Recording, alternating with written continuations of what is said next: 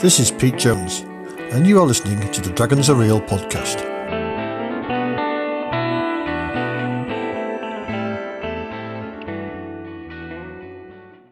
Episode 8, where I discuss my new campaign, and this was recorded in my car on the way home from work.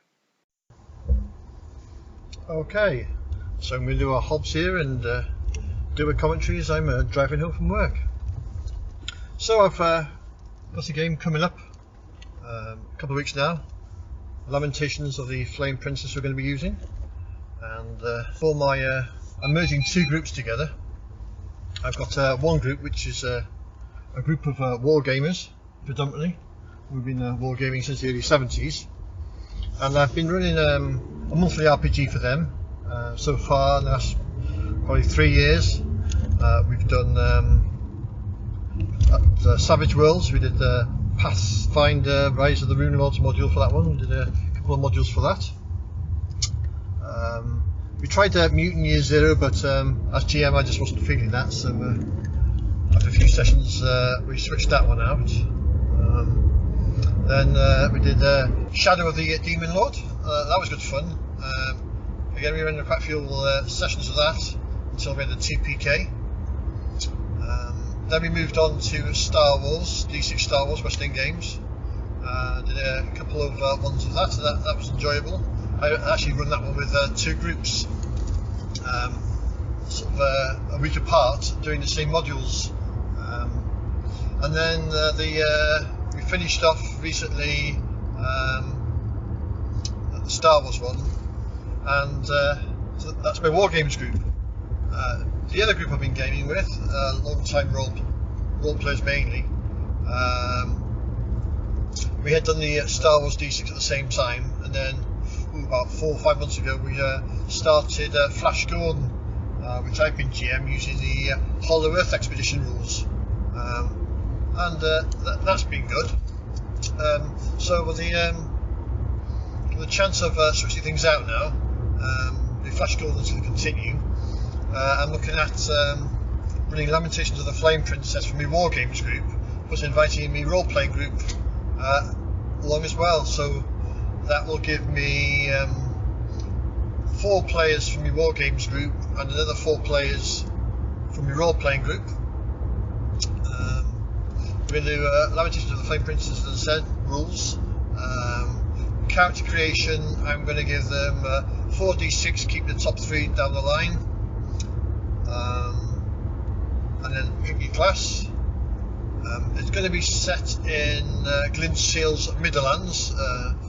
I've got a couple of their books, and I'm also back in the latest Great London Kickstarter that's ongoing at the moment of the podcast. So it's going to be set in the Midlands. I think it's really a good setting. It fits in with Lamentations quite well because it's got a weird and wonderful setting. And my Wargames players, they wanted to do real old-fashioned dungeon delving, so I've been looking around. One of my role players, he knows his modules inside backwards, so if I pick something like X1 Isle of Dread or Baramate into the Borderlands, he's going to know that straight away. So I've got to think out of the box.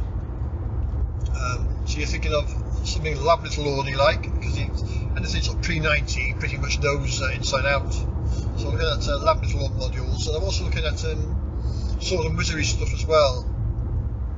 And I've got it down to 2.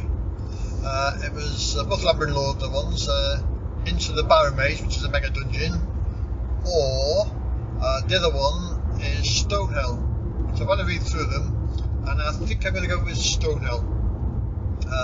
It's got a good story behind it. A lot of thought has gone into the dungeon. There's a theme running through it. It's not a Gygaxian, it's not random and all over the place. So that's what I'm going to go with for that one.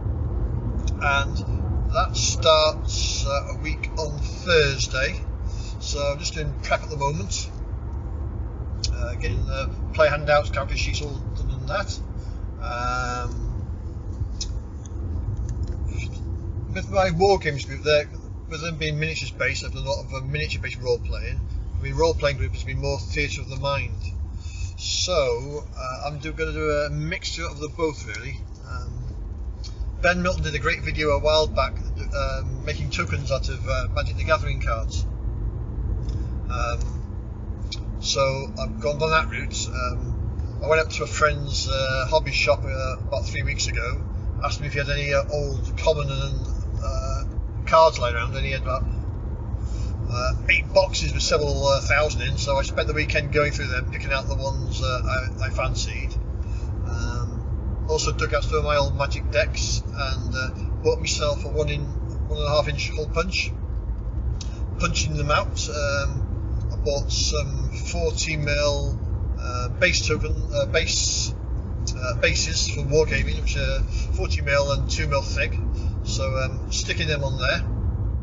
They look really nice, to be fair. And I bought myself an aluminium poker chip case for storing everything on. So they look really good. I must have. Well, I've got about 400 to 500 tokens, of which I've probably made about 300 at the moment.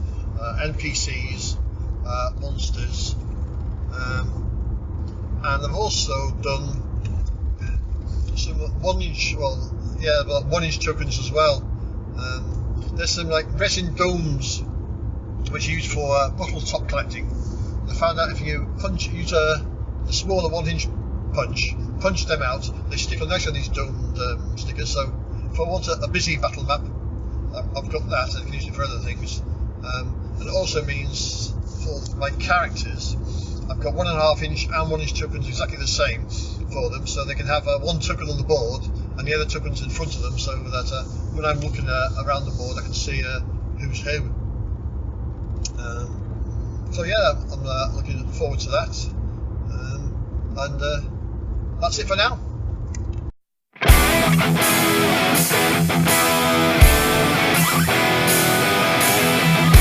You've been listening to the Dragons Are Real podcast. You can contact me by leaving a message via the Anchor app, or visit the podcast website, petejones.neocity.org, or on OSR Anchorites at the Audio Dungeon Discord. Thanks for listening. The opening music is Siesta by Jazar. The closing music is Controlled Distress by BizBaz Studio.